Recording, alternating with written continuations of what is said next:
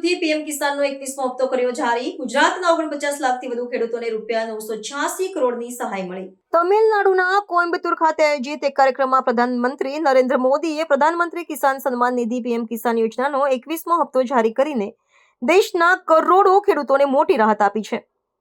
વડાપ્રધાને પ્રત્યક્ષ લાભ હસ્તાંતરણ ડીબીટી પદ્ધતિ દ્વારા રૂપિયા 18,000 કરોડથી વધુની રકમ સીધી ખેડૂતોના બેંક ખાતામાં જમા કરાવી હતી.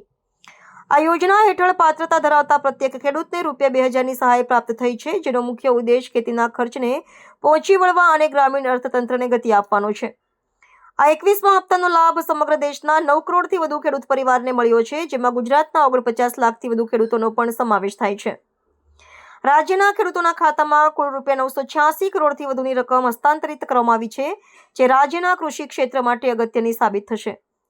આ સમગ્ર કાર્યક્રમનું જીવંત પ્રસારણ દેશભરના કૃષિ વિજ્ઞાન કેન્દ્રો અને કૃષિ વિશ્વવિદ્યાલયોમાં કરવામાં આવ્યું હતું, જ્યાં મોટી સંખ્યામાં ખેડૂતો જોડાયા હતા અને પ્રધાનમંત્રીનું સંબોધન સાંભળ્યું હતું. આ પ્રસંગે કેન્દ્ર સરકારે કૃષિ આધુનિકરણ અને પ્રાકૃતિક ખેતીને પ્રોત્સાહન આપવા પર વિશેષ ભાર મૂક્યો હતો. આ જાહેરાતથી ખેડૂતોમાં આનંદનો માહોલ જોવા મળી રહ્યો છે, કારણ કે રવિ પાકની વાવણીની ઋતુ પૂર્વે જ આર્થિક મદદ મળવાથી તેમને બિયારણ અને ખાતરની ખરીદીમાં મોટી મદદ મળશે. અત્યાર સુધીમાં કેન્દ્ર સરકારે પીએમ કિસાન યોજનાના વિવિધ હપ્તાઓ થકી કુલ રૂપિયા 3.91 લાખ કરોડથી વધુની રકમ સીધી ખેડૂતોના ખાતામાં જમા કરી છે, જે વિશ્વની સૌથી મોટી પ્રત્યક્ષ લાભ હસ્તાંતરણ યોજનાઓ પૈકીની એક છે. સરકારે ખાતરી આપી છે કે આ યોજના ભવિષ્યમાં પણ ચાલુ રહેશે અને ખેડૂતોને નિયમિતપણે આર્થિક સુરક્ષા પૂરી પાડતી રહેશે.